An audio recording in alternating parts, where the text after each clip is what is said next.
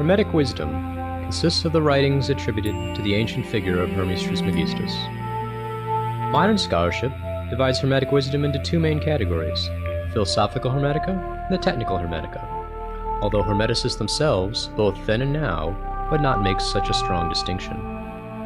The focus of the philosophical Hermetica is on the underlying principles of the teachings. The technical or practical Hermetica provides instruction on how to practice the Hermetic arts of astrology, alchemy, and magic.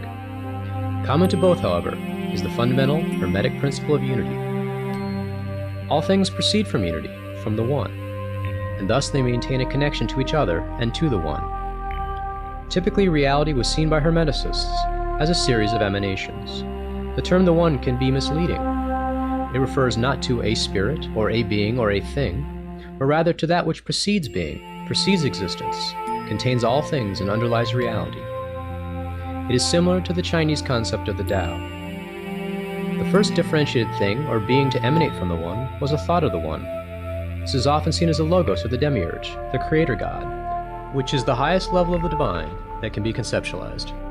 Each succeeding emanation becomes more individualized and less perfect, since it contains less of the One. All things exist undifferentiated in the logos or demiurge as ideal forms, the Platonic ideas.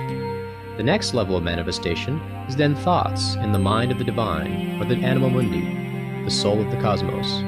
These thoughts then manifest in the stars and planets in the imaginal or celestial world. Finally, all things manifest in material form in the material world. Because all things have come from the divine realm, from the One, all things remain connected to it, and are completely supported in each moment by the One. Without this support, creation would instantly cease. The emanation of all things from the One establishes chains of spiritual sympathy and connection. This is succinctly expressed in the maxim, as above, so below, from the Emerald Tablet of Hermes Trismegistus. Everything is connected not only to the One, but also to the particular, intermediate ideas and archetypes that gave rise to it. Justice, for example, exists as an archetype or Platonic idea in the divine realm, then in the planet Jupiter, then in the material world in acts of justice and just people.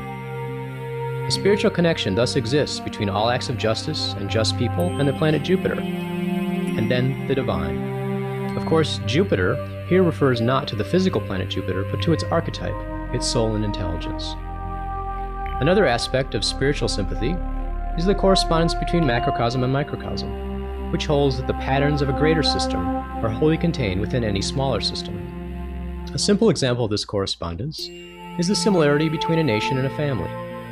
Each has leaders and members, rules and codes of conduct, and mores. The most well-known correspondence is that between the macrocosm of the great world, the cosmos, and the microcosm, or the little world, of each individual.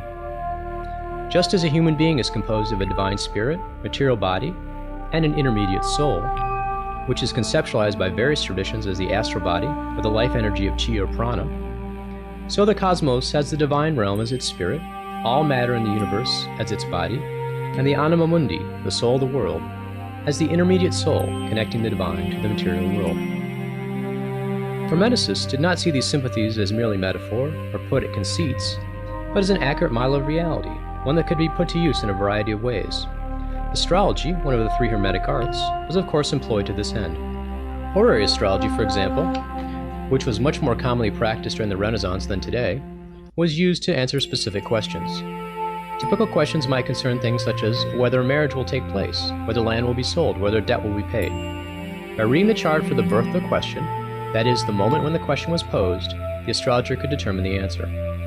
Horary astrology could thus yield more concrete and specific information than natal astrology, or birth chart astrology, which is more suitably used to reveal a person's general character and course of life.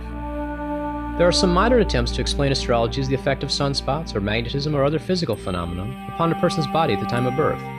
But such conjectures cannot explain the efficacy of horary astrology, or the birth chart of a question rather than a person is examined. The Hermetic view that the cycles in heaven reflect all events on earth offers a more cogent and elegant explanation. Whether the event on earth is the birth of a person or a question, knowledge concerning it will be mirrored in the cycles of the heavens. We can take the use of spiritual sympathy and connection one step further with astrological magic. Astrological magic is the art of using astrological timing for the creation of talismans, typically in the form of rings, pendants, or other small objects, though astrological magic can be used to create statues, gardens, and even whole cities. Talismans capture the influence of the celestial realm at a given moment, and so confirm them on the wearer. The astrological magician thus makes active use of the chains of correspondence, rather than simply observing their effects on Earth. Our traditional astrological sources often focus on practical, worldly uses of astrology and magic. Astrologers and their clients typically look for guidance and help regarding issues such as wealth, length of life, love, marriage, career, enemies, and friends. How does this relate to spirituality? Inherent in their use of astrology was a worldview with spirit underlying and unifying all of reality. Magic and astrology could not work without the spiritual connection of all things. Thus, working with traditional astrology and astrological magic and seeing the results is a profound experience. Of course, the practical results are useful, but even more important is the realization that the Hermetic view of reality is valid, that the cosmos is truly one great, unified being. As well as seeking help and guidance for their daily lives through the Hermetic arts, Hermeticists use astrology and magic to directly deepen their connection with the spiritual realm. The basis of the Hermetic spiritual path is unity. Since all things descend from the One, then we can ascend through higher and higher levels of reality, from the material to the celestial to the divine ideas and ultimately back to the One. Mystic union of the individual soul with the One is the goal of Hermetic spirituality. There never was an organized Hermetic church. Instead, the teachings appear to have been propagated in loose circles consisting of a master and several disciples. From our surviving traditional sources, it seems that while there is a definite intellectual component to the teachings, at the higher levels the master initiated the disciple through various visionary experiences which included magic and ritual. We have a description of Hermetic visionary initiation in the Discourse on the 8th and the 9th, in which astrology plays a key role. The initiate, having already attained the wisdom of the first 7 spheres, that of the planets, is instructed and then initiated into the mysteries of the 8th sphere, that of the fixed stars, and finally into the 9th, the sphere of the One. The initiate learns the subject matter intellectually, purifies himself, and then receives a mystic initiation that confirms his intellectual knowledge, encompasses it, and then transcends it. When he had finished praising, he shouted, "Father Trismegistus, what shall I say? We have received this light, and I see myself the same vision in you, and I see the 8th and the souls that are in it, and the angels singing a hymn to the 9th and all its powers. And I see him who has the power of them all, creating those that are in the spirit."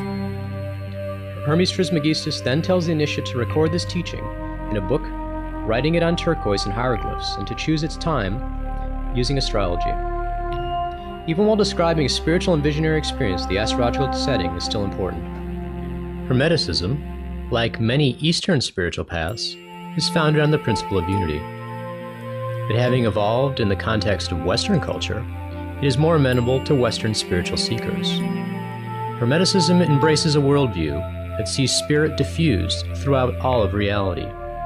Each moment and movement on the earthly material plane emanates from above. Power and wisdom regarding mundane affairs can be discerned from the cycles above, and the spiritual seeker can attain mystic union by transcending the interconnected realms of matter, soul, and spirit.